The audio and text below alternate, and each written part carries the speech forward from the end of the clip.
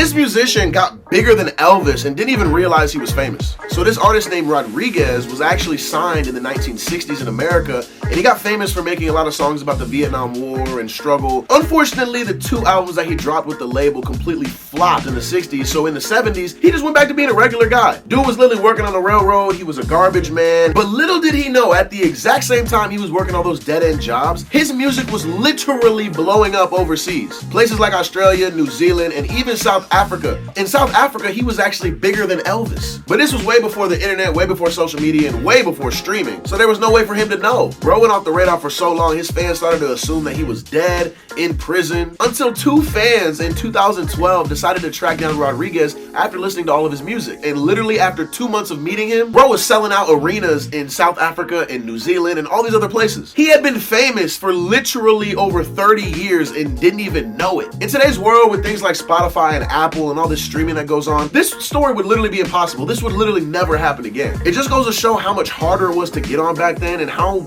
little we tracked stuff and how little information artists really had. And it's still information we're fighting for to this day. He managed to get like a good 10 years of enjoying his fame and stardom because he did pass away in 2023. But he still lives on as one of the most crazy stories in music history.